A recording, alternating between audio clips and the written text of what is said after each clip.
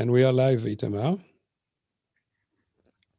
So, Itamar, welcome to the Leadership Dialogue 2020, virtual. Unfortunately, we're not in Jerusalem with you as usual, but you have been for, I think, over 20 years watching the Palestinian media on a daily basis as a hawk, because you're going absolutely through everything that's been published. Okay, I need to just close my YouTube session. Hello? Yeah, I closed the YouTube session this way. There's a delay of 20 seconds. So as I was talking, I was hearing myself 20 seconds earlier. So in any case, Itamar, you've been doing this for over 20 years, and you have built a huge database about what is going on in the Palestinian territories. And of course, what you read in the media is really a reflection of a society. Tonight you are going to give us a presentation. It is daytime, of course, in Israel. People are watching us from Israel and from the UK. Good morning, UK. It's very early, 7 a.m. over there. And I give you the floor. I'll let you show us your presentation. And after 35 minutes, we will open the floor and start questions. Thank you very much, Albert, and it's always a pleasure to join you and everyone in your event. Let me just do the share screen so that everybody. Okay, do you see that? Yes, perfectly. Okay. Okay, welcome everyone, and as Albert said, good morning and good evening, depending on where you are. The topic of today's presentation is, where is the donor money going? Where is the support coming from the UK and coming from Australia? What is that impacting on the Palestinian Authority? Are they worthy of receiving your funding? And we're going to focus on two different areas, the UNRWA money as well as the Palestinian Authority money itself. How does the Palestinian Authority itself use its budget, as well as what the UNRWA is doing? Now, Palestinian Media Watch was founded, as you heard, over 20 years ago, and we study everything we can about the Palestinian society, sports pages, sporting events, school books, culture, crossword puzzles, entertainment, to get a full sense of what's happening in the Palestinian world, with most of our focus being unofficial sources. We don't care what private people do. We want to see what the official leadership is telling the people, which way they are directing the people, and especially the children. Now, today, as I said, we're going to talk about what's happening in the PA in relation to UNRWA and the Palestinian Authority and funding. Now, first of all, Australia and UK both fund UNRWA. The figures aren't as important as the principle. This is Australia 2020. This is the UK 2020, 10 million, 66 million US dollars. What I want to show is that the United States, during the Obama period, was giving much more money. This is starting from 2009, 268 million a year, by 2017 up to 359 million. In the middle, it was almost 400 million. Vast amounts of money for the 8 years of the Obama administration. So UNRWA had tremendous money to do with it what they wanted. I want to show you what the results were. If we're talking about solving a problem, I want to show you what the results were. These are, excuse me, these are screenshots of the UNRWA websites, and I just want to show you the number of refugees who were recipients during those periods. So at the beginning of the Obama administration, when they were giving this vast amount of money, there were 4.6 million refugees. And at the end of the Obama administration, there were 5.3 million refugees. So here you had hundreds, you had $2.5 billion US dollars and hundreds of millions of other dollars coming in, probably another billion. And what did it do to solve the problem? We had 700,000 growth in refugees. Since the Obama administration, the funding has been less, but it didn't have any impact on refugees. In those years, they've risen by 300,000 more refugees. So if we look at these figures, we're looking here at incredible growth. Let's say since 2009, we've gone from 4.6 million to 2020, 5.6, a growth of nearly 1 million refugees, 87 100,000 refugees a year. So here, vast amounts of money are going in. And if we just think ahead another 10 years, it's going to be growing even more because you have more families. You're talking about another million. There's no end in sight. So clearly there's some problem with what's happening in UNRWA. Now, the problem is not just the money and the numbers. I want to show you the messages. And this is where we get into the critical. This is something that was on Palestinian TV just a month ago, November 3rd. And it shows us the essence of the problem. It also shows us why the Palestinian Authority refuses to absorb the Palestinians from refugee camps. And this little video of a 12-year-old boy really shows the essence of the problem. And I want to play this video, and I'll stop it at a few points to point out some of the significant things. So this is a new program on Palestinian television. It started a few months ago. The name of the program is, the text that appears is, "I will certainly return." They interview children from different refugee camps. This boy is a refugee in a refugee camp right near Ramallah, right near the Palestinian capital. And I want to show you how this conversation goes.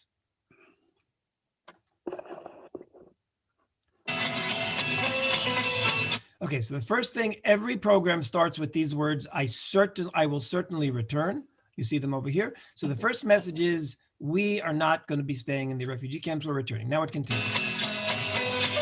مدينة اللد من أقدم مدن فلسطين، تقع على بعد 38 كيلومتر شمال غرب القدس وعلى مسافة 16 كيلومتر جنوب شرق يافا. عبد الرحمن بابا طفل عمره. Okay, so now they're talking about Lod, a city in Israel. They're calling it a Palestinian city. And the moderator says she's introducing a 12-year-old child from Lod. Now, this boy, as you'll hear in a minute, is in the Al-Aloul refugee camp near Ramallah. He was never in Lod, yet he's identified as a 12-year-old child from Lod. 12 سنة من مدينة اللد وعايش بمخيم الأمعري مؤقت لأنه راجع للد. Now, of course, Lod today is a thriving city. The Arabs who did not leave Lod still live there. It's a mixed city with Israelis and with Arabs. My daughter had been a teacher there a number of years in Lod. That's where she lives. She taught in schools where she had Arab students and Jewish students, and there were Arab teachers who she's incredibly close with. This is a city where they live together, but how is it presented? It's presented as, now, nobody from a refugee camp is going back there. It's a thriving city, but this is the message. He is living temporarily in the refugee camp because he's returning. اللد بيسكنوا وبيسكنوا الحنين وبيرتقي بالآتي. اليهود سلبوا أرضنا منا. Okay, the Jews stole our land from us. Two things important here. One, all of Israel is said to be stolen. And this is critical. This is, of course, near Tel Aviv. It has nothing to do with West Bank, Gaza Strip, or Jerusalem. The Jews stole our land. This is the way children grow up in the PA. Everything was stolen from them. And notice the focus is Jews. It's not Israelis, it's Jews. You'll see this coming up in a number of different places.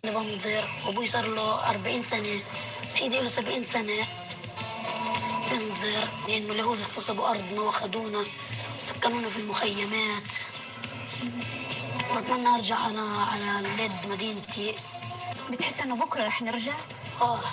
بحس حالي بكرة راجع ونحرر فلسطين. بتخيل كل يوم كل دقيقة وكل يوم وكل سنة إني في اللد.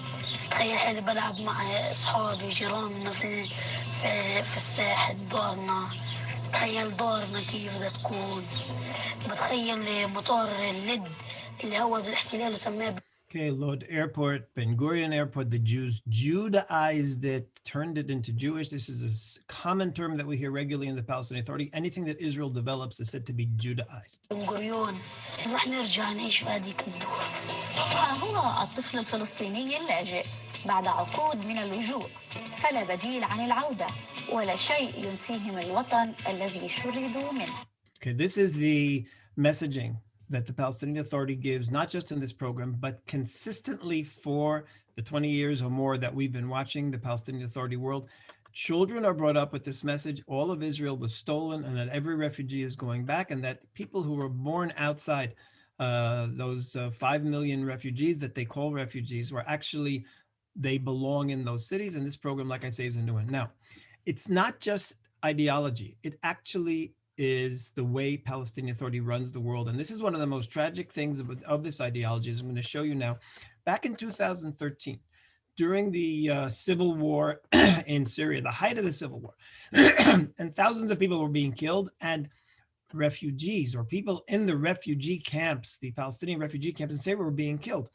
So Mahmoud Abbas made this public statement asking Israel to accept the refugees back. And Israel accepted them on the condition that they go into the Palestinian territories and be taken off the refugee lists, be taken off the UN refugee list. That's a great solution. They're coming from Syria, they're going to the West Bank, and they're taken off the refugee lists. It should be fantastic. But look what Abbas said, and this is his spokesman, Nabil Abu Rodena. Abbas rejected the conditions set by Israel that anyone who enters the territories of the occupied state of Palestine, meaning the West Bank and Gaza, renounces his right of return, meaning to Israel, which President Abbas absolutely refuses. So Abbas forced these refugees to stay in the refugee camps during the fighting. In the end, 4,000 refugees, Palestinians, were killed by Syrian bombings, torture, sniper fire, you name it. Why? Because Abbas refused to take them off the refugee lists. So what we're seeing here is a Palestinian Authority leadership who is literally keeping its own people hostage, forcing them to stay in refugee camps, forcing them to stay on the list. The result is that every 10 years, we're getting now another million people in the refugee camps. This is obviously a terrible mistake. This is obviously something has to be done to fix this, and going on by momentum, just pouring money in, obviously is not the solution, and the solution has to be found that's not the one that is being done right now. So what is UNRWA causing? It's causing immeasurable suffering to the adults and children who are held hostage in the PA camps. It creates impossible expectations for the youth. The youth believe that they are all going back. And when they figure out that they can't go back, then they're angry because of the frustration of not being able to go back to Lod and all the different places they are promised they're going to go back to. It also prevents a peace treaty because the Palestinian Authority brings this up every time. You have to absorb 5 million Palestinians from the refugee camps into the state of Israel. It caused unnecessary deaths, as we saw, and of course, it's a vast waste of resources that could be given to build industry, jobs, proper housing for those Palestinians in the refugee camp. Instead of helping them get out of the camps, the money is being used to solidify their stay in the camps, to make sure that they don't get out of the camps.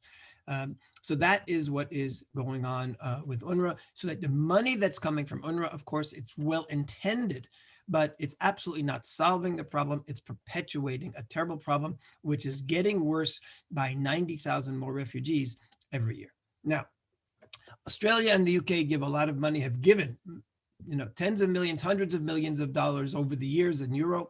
I want to show you how unappreciative the Palestinian Authority is. The Palestinian Authority has this attitude that it's coming to us. Now, a couple of years ago, because the Palestinian Authority pays salaries to terrorists with their budget, Australia decided not to give the PA any more money. They would only give money to UNRWA. Now I want to show you what the response was. Instead of saying thank you for funding us, Nabil Shaat, who's the foreign affairs advisor to Abbas, went on TV, and this is what he said about Australian money and the Australians who had been helping and continue to help to the tune of between 10 and $20 million a year, but now it's going to UNRWA and not to the PA. هذا الكلام القذر عن المجرمين الذي يتعلق بشهدائنا وأسرانا وهم أبطالنا وهم أبطال الفداء وهم شموع الحرية وهم لا يمكن مقارنتهم بالمجرمين الإسرائيليين اللي في سجون إسرائيل. أنا مثلا جدا أزعجني قرار أستراليا بتحويل 10 مليون دولار. قال هي نقلتهم علشان لا يستخدموا في دفع أجور العائلات. يعني بدهم بصقة الحقيقة. يعني انتوا خدم الولايات المتحدة. بديش 10 مليون تبعتكم. يعني أنا مش بديش أركض وراها. Okay, this is, of course, outrageous. A top Palestinian Authority official telling them after all the years of aid, you're worthy to being spat on just because they don't want their money to fund terrorists. Now here, this is even more current. This is Britain has given enormous amounts of money. Here we see in the last 5 years, Britain has given 470, essentially £500 million in the last 5 years. Now, what are they getting as thanks for this? Right now in the Palestinian Authority, there is a trial going on against the British government, and these are 3 articles from the official Palestinian Authority Daily. Why is Britain being sued? Ignoring all their funding, they're being sued in Palestinian courts. Why? The lawsuit, and these are all from the last few months, including just a few months ago. The lawsuit has political impact and lays the responsibility on the government of Britain for the consequences of the Balfour Promise, the Balfour Declaration, which enabled the Zionist gangs to occupy Palestine, and the consequences, etc. A 100-year-old witness began to speak at the trial and talked about the cooperation between the Zionist gangs and the British government and the Zionist gangs of this period. This is the way the PA talks about, by the way, Israel and Britain. And finally, it says that they know they're going to win the case, after which it will be brought to the international courts and specifically in the British arena. So the PA is suing through its proxies, suing the PA is suing Britain because of the Balfour Declaration. All the aid, all the help, no thank yous. This is what it's doing. Now, so this is in terms of UNRWA, in terms of funding. UNRWA was first. Now I want to go to the PA itself. What about the money that is going to the Palestinian Authority?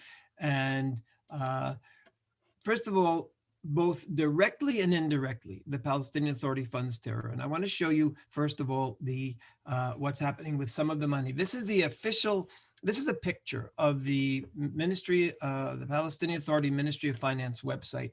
And under the figure, you see here that they have an expenditure of 419 million shekels last year.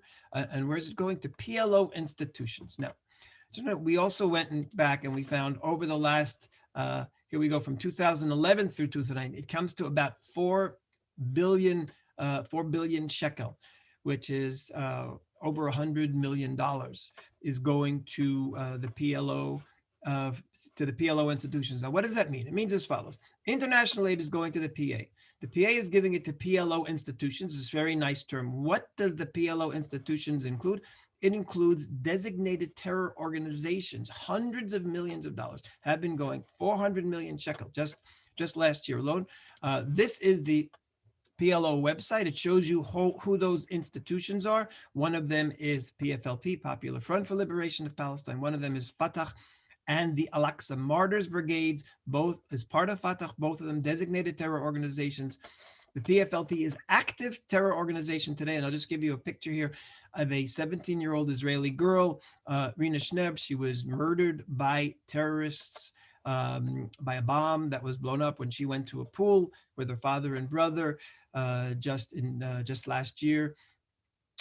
Who was arrested? 5 members of the PFLP. Now, again, PFLP is getting money. PA gives to the PLO gives to the PFLP. Over 50 members were involved. So this is an active terror organization still involved in killing. They're getting donor money through the PA, who gives it over to the PLO. Now, Fatah likewise is a major problem because Fatah is getting the most of the money from the PLO. It's Mahmoud Abbas's party. It's the largest party, largest beneficiary. First of all, Fatah funds the Al-Aqsa Martyrs Brigades. It's a branch of Fatah. It's funded by Fatah. We've had many statements that they fund them. Al-Aqsa Martyr Brigades, of course, is a designated terror organization. They're not particularly active right now, but they are active every time there's a conflict. They fired missiles from Gaza into Israel. So this is an organization, again, money coming from the PA to the PLO to the Al-Aqsa Martyrs Brigades. Now, what else is Fatah doing with the money it gets from the PA? They have an entire educational program, and I want to show you the extent of the anti-Semitism being disseminated by Fatah. This is the Fatah official Facebook page, and this is a documentary produced by the Fatah Commission for Information and Culture, which is their educational division. I want to show you what they taught their people about Jews. Again, this is coming foreign money coming through the PA to Fatah. هناك في أوروبا يقيم القوم مخيماتهم وأماكن سكناهم. جيتوهات ضيقة تبنى أعمدتها على الانفكاك عن البشر غرورا واشمئزازا من أغيار أناس هم أفاعن أبناء أفاعن حسب رؤيتهم. هناك تحاك كل مؤامرات الاستغلال. ويكره سكان الأرض جيتوهات القوم ومخازن تصدير. Okay, here what you have is Fatah teaching its people, teaching Palestinians about the history of the Jews in Europe. And what do they say? The Jews built ghettos to hide from the non-Jews because the Jews literally wanted to plan to subjugate the international community, everybody else, the non-Jews in these ghettos. They literally turned history on its head. The ghettos were places Jews were forced into because of anti-Semitism. Here they say this was the place where the Jews planned to export hate and exploitation of the world. Some of the quotes in this documentary: the Jewish tribe led the project to enslave humanity. The Jews allied with the Nazis to burn Jews to accumulate wealth.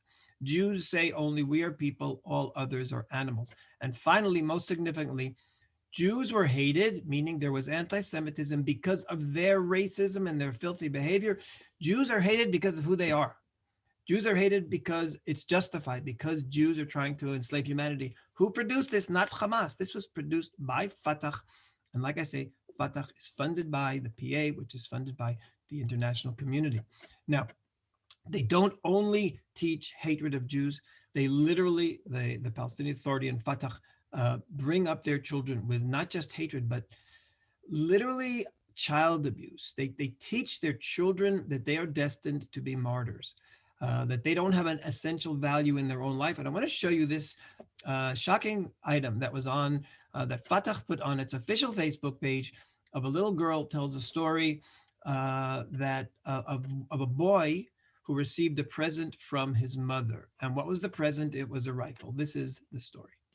فأمه لعبة تكون أقبلت أمه بطلة بهية تحمل الهدية نظر إليها فإذا بها بندقية صاح بأعلى صوته يا أمي يا أمي ما هذه أهذه هي الهدية ضمته إليها واحتضنته بيديها وقالت يا بني لم نخلق للسعادة فأنت في نظري مشروع للشهادة فالقدس لنا وسلاحنا إسلامنا وذخيرتنا أبناؤنا.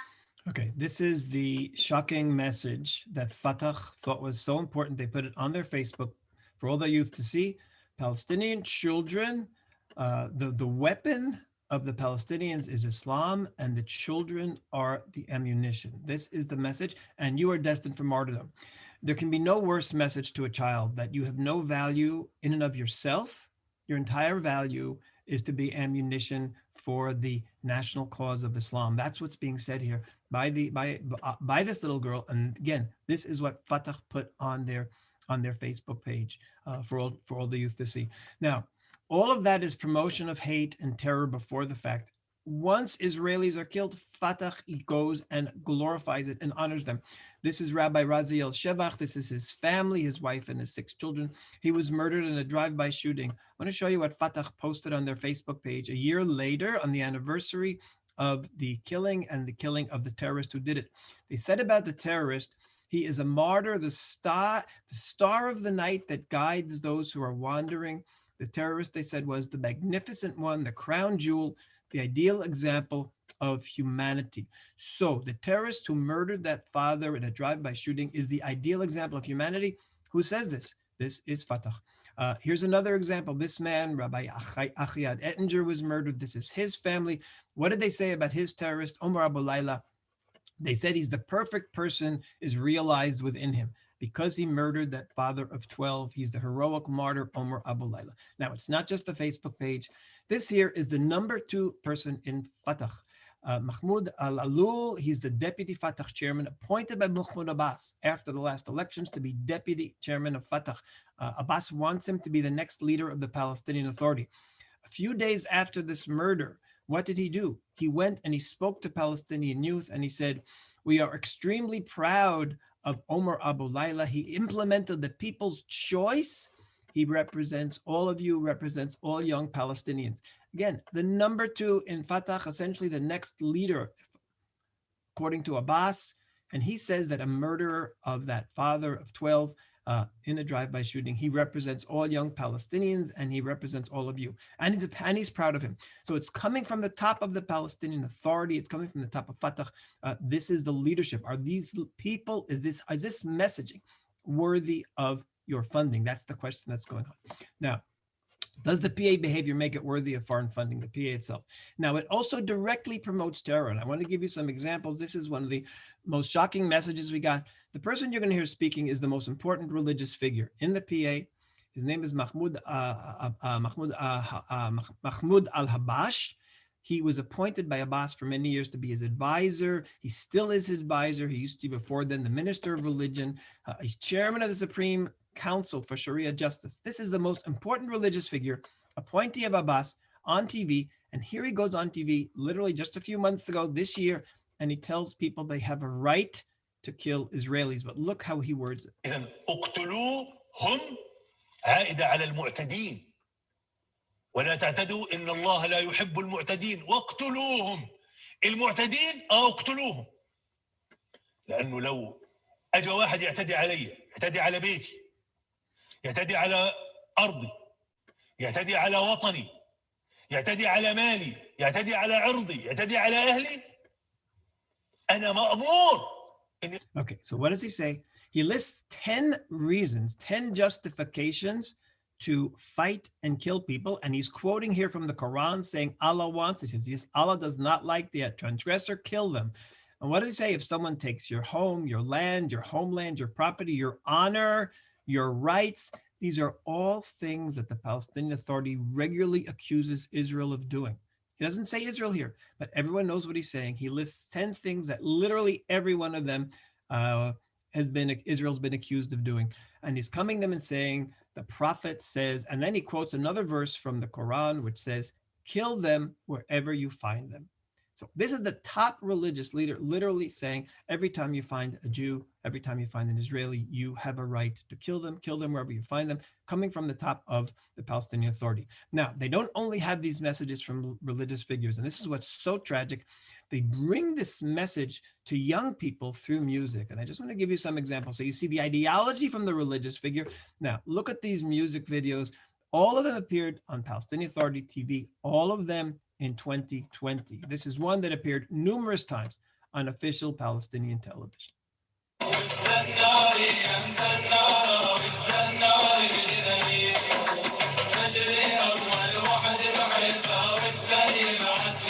Okay, strap on the explosive belt, detonated in Haifa, in Atlit, literally a call here for suicide bombings. And then it continues, strap on the Molotov cocktail, strap on the belt, my daughter, detonated in front of the enemies. How sweet is the taste of martyrdom? I have found none like it.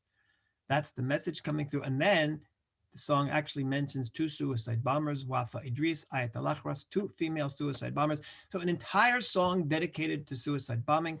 And this is running on Palestinian TV this year, 2020. This is another one, has been running for 4 years. Started in 2017, and it's continuing through 2020. Look at the words of this music video.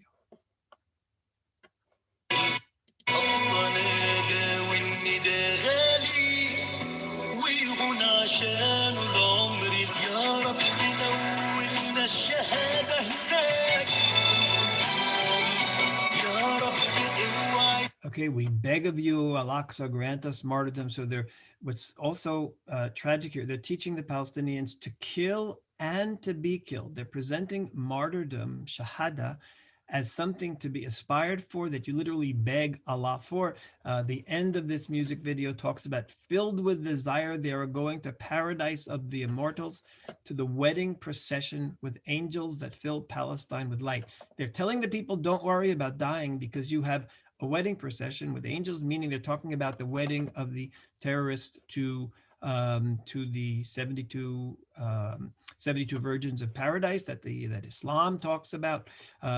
1 million grooms and bride at the celebration. This whole video, a music video, like I say, running since 2017 through this year on official Palestinian, been on TV dozens and dozens of times, promoting martyrdom as an ideal. Other examples, I won't play them, but the words are, this great people fights with daggers, rocks, and knives, and cannon shells. Allah is stronger and greater than the children of Zion. PA to the Islamic nation, jihad is necessary. All of these running multiple times on PA-TV. Now, those are the messages to kill. And of course, the PA likewise honors and rewards terrorists. Here's a video that started running in 2020 as well, just 2 months ago in October on PA-TV. Every single terrorist here, it goes on for 3 minutes, I'll play about 10 seconds. Every single terrorist here is either a murderer or attempted murder.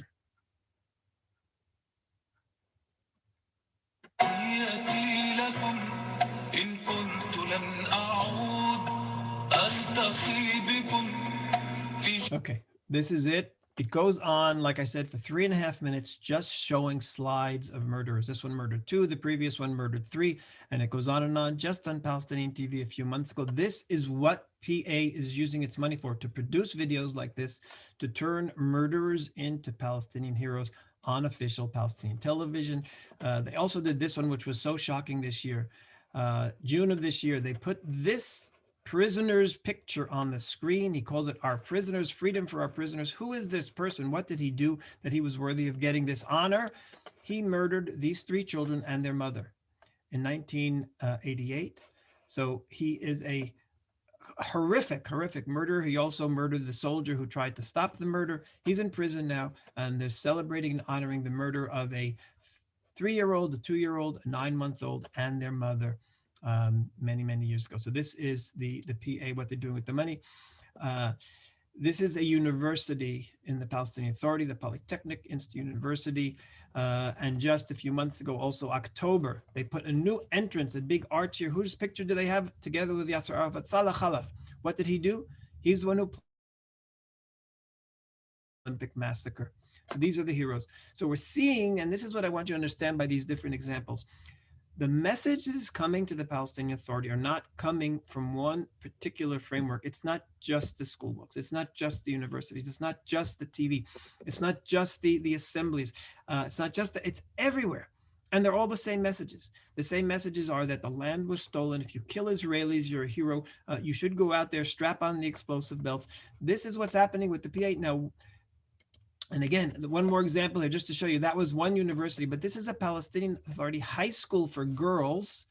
You see all the girls lined up here. And what do they have on this plaque? At the entrance to the university, they're honoring Ayat al-Akhwas. Ayat al-Akhwas was the youngest female suicide bomber. A 17-year-old girl blew herself up.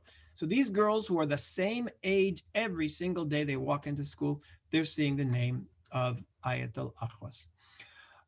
We'll just give you one more point here, and then I'll open up to questions. The Palestinian Authority, as you know, not only honors the terrorists by naming things and turning them into role models, the Palestinian Authority likewise pays monthly salaries to terrorists. So if you're a Palestinian terrorist, you're honored, your reward, you'll have schools named after you, you'll have summer camps named after you, you'll have sporting events named after you.